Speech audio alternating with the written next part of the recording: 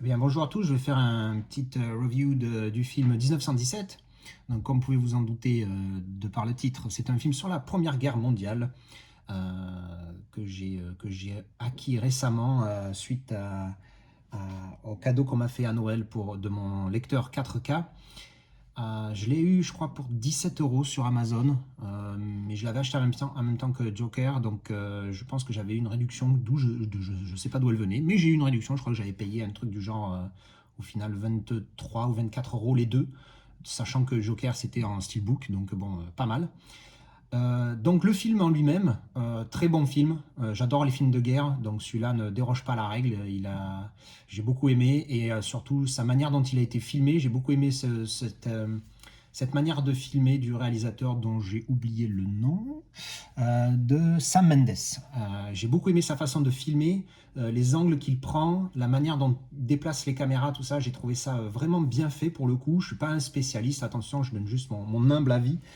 C'était très bien fait de la part du réalisateur, très bien filmé. L'histoire, bon, c'est une histoire de guerre, on va dire, pas basique, mais oui, c'est une histoire de guerre, quoi. Donc le film est très bien fait. L'histoire, bon, je vais pas spoiler, je vais pas raconter ce qui se passe, mais c'est un très bon film. En gros, c'est deux soldats qui sont mandatés par leur général, c'est des Britanniques.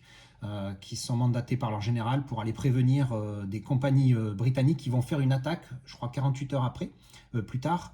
Et en fait, cette attaque, elle est déjà planifiée par l'ennemi. Et du coup, donc, ils allaient tomber dans un piège et ça allait coûter la vie de 1600 hommes. Donc, du coup, la mission de ces deux soldats, c'est de prévenir le colonel qui va lancer cette attaque, d'éviter évidemment le massacre. Donc, l'histoire, très très bon film. Mais le but de cette vidéo, c'est surtout parler de la qualité parce que, comme je l'ai dit, c'est un film que j'ai vu pour la première fois en 4K. C'est le premier film, pardon, que j'ai vu en 4K sur mon lecteur et sur ma télé. Donc, évidemment, 4K compatible. J'ai été scotché de la qualité du film. Alors, au début, j'ai un petit peu trouvé ça pas terrible parce que j'avais mal fait un réglage. J'étais en Dolby Vision. Il est à Dolby Vision et HDR10+, il me semble. Mais moi, je l'ai regardé, alors, je sais pas, je confirmerai ça.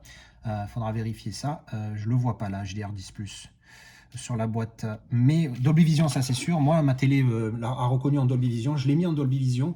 Et en fait, j'avais fait un mauvais réglage. Il était trop chaud. Les couleurs étaient trop chaudes. Je trouvais ça c'était très choquant, même si la qualité était très bonne. Alors après, je suis allé dans les réglages et j'ai effectivement vu que le réglage était sur chaud en Dolby Vision. Donc je l'ai changé, je l'ai mis en normal. Et alors là, c'est impressionnant cette qualité. Si vous avez jamais vu de 4K, franchement, c'est énorme. Alors ce film a été filmé en 4K et masterisé en 4K. Donc en fait, il est 4K dès le début. Donc tout va bien.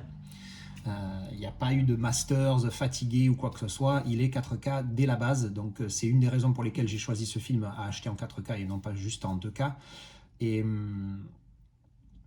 oui, non, la qualité est juste exceptionnelle. Quand on voit par exemple des gravats, on voit les détails de chaque gravat, des morceaux de poussière. C'est vraiment, vraiment impressionnant. Encore une fois, si vous n'avez jamais vu de 4K, vous allez être scotché si vous en faites l'expérience. Si vous avez moi, ce que j'aime bien surtout dans les vidéos YouTube, c'est quand je cherche, quand je regarde beaucoup de YouTubeurs qui parlent de films, de savoir si ça vaut le coup de passer du 2K au 4K si on a déjà le Blu-ray. Moi, personnellement, je passe pas. Rarement, je vais passer du 2K au 4K si j'ai déjà le 2K. Si j'ai pas le 2K, bon, si je le trouve à un prix raisonnable, je vais partir sur le 4K.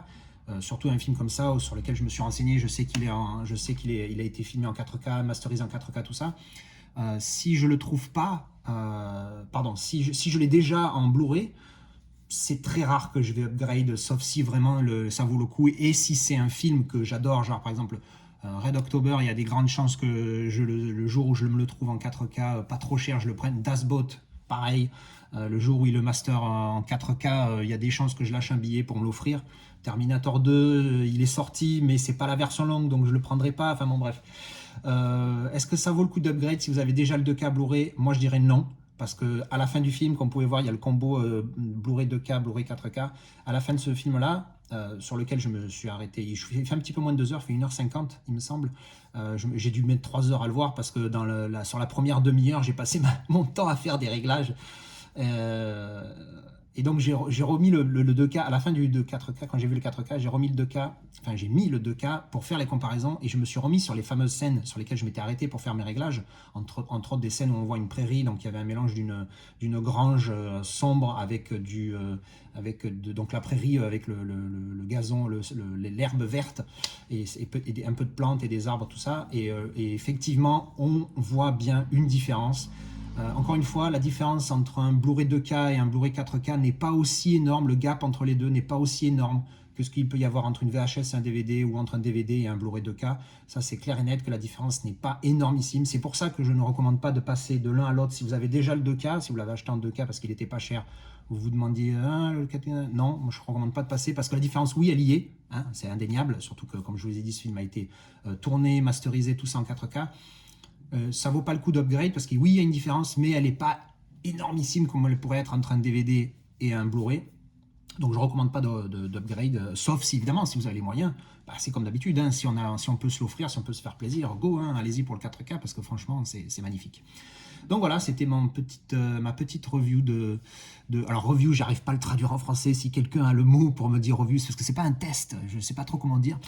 Donc c'était ma petite review du film 1917, très bon film que je recommande en 4K, si vous l'avez pas déjà en 2K. Si vous l'avez en 2K, bon ben vous savez, vous l'avez déjà vu, vous savez ce qu'il vaut. Et voilà, allez, merci bien.